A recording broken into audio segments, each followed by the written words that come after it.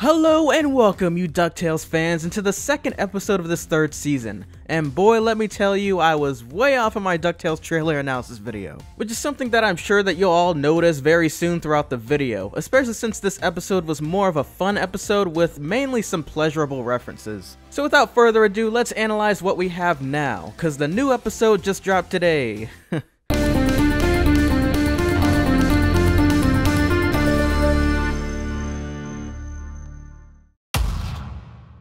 To start the dissection, we have to first begin with the title itself, which is Quack Pack, also known as a literal spin-off television series following the events of the original DuckTales series, with the triplets causing mischief and going on wacky adventures without Scrooge McDuck, and for some reason must not have been everyone's favorite show back in the late 90s. And though at first I totally thought Google was trolling, the show was so incredibly degraded that it literally only lasted approximately 2.5 months.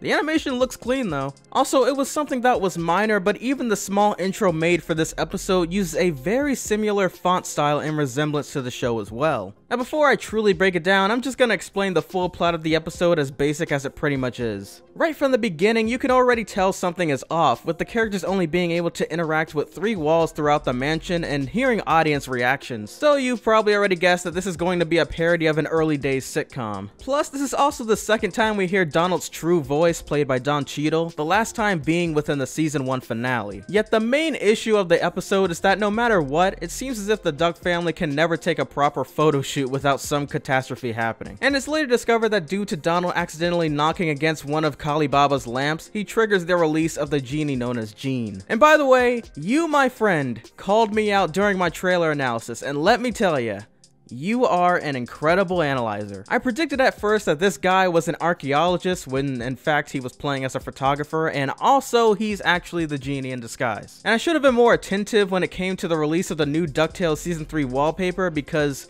he's right there. I mean, how did I miss that? Did I seriously not learn my lesson from the Star vs. the Forces of Evil wallpaper clues? Now, if you've seen the Lost Lamp DuckTales film, then you can kind of reason with me as to why at first I didn't believe it was him. The character designs are quite different. They even changed his height, for goodness sake. However, nonetheless, this is still the new Gene the Genie and not the other red herring from season 2. Apparently, Donald's wish was so that his family had normal family problems, which I guess was why we witnessed them going through a ton of weird scenarios. Like Launchpad inadvertently asking girls out on the same night, Louie buying a wild snake, and Scrooge not taking time in to fix his office for the family photo. Which may not ironically have been part of the sitcom, considering how Scrooge probably was too cheap to ask for professional help, plus maybe he still lacks asking for help in certain situations. Now, references throughout the episode are abundant, including the one that everyone is talking about, which is the reference to almost everyone's most remembered Disney 90s animated film, A Goofy Movie. Honestly, one of my personal picks of the 90s, right up there with the original Lion King and Mulan. Nothing will ever beat traditionally animated movies. Another running gag is that though this episode was a clear practical joke about specifically sitcoms in the 90s, the genie reveals that he's been stuck inside of the lamp since 1990. And you're most likely wondering what happened on this year. Well,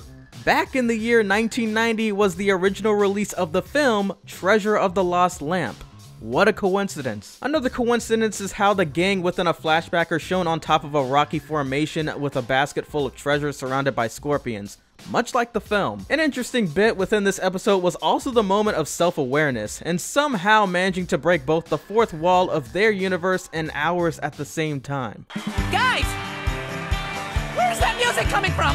Why are the lights fading? What is happening? Have you noticed it only has 3 walls? Oh, don't be daft, lad. Of course there's a 4th wall. Oh, really? Have you actually looked at it?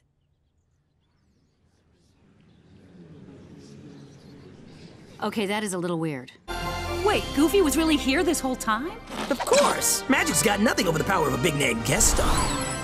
I'm certain that this isn't the first show to accomplish something as unique as this, but I found it definitely worth mentioning, especially when it includes revealing these human monstrosities, and I'm thankful that humans are only something that the writers must have been using for this particular episode, because seeing them in this universe is nightmare fuel. Also, another thing that I will flat out admit I was false about was about Goofy being cameoed within the Halloween special. However, I wonder when we'll ever see Daisy this season. In the end, Donald uses his very last 2 wishes to reverse everything that was done. Say something funny, Dewey. Something funny, Dewey? The sound of nobody laughing never sounded so good. As well as wish for the perfect family photo. A photograph that embraces everyone's true self instead of one that's perfectly planned and staged, which wouldn't have come out as authentic. Something that Goofy himself explains throughout his experiences with his son Max, and also you see him making a bunch of photos and taking them while they're all fighting. So that entire photograph that we see at the very end that Donald wished for from the genie was actually photos taken by Goofy combined. That is just not a regular photo. This, my friend, is art. Well, like I said before earlier, this episode was more of a fun one with quite a bit of interesting references, cameos, and more. The next one that's on our list is 00 Duck and You Only Crash Twice, which by the way still is a tedious title to say, oh my gosh. But anyways, this should be the episode about Steelbeak attempting to take over Duckburg and Fowl taking action for the very first time. This has been ya boy, The Next Big Thing.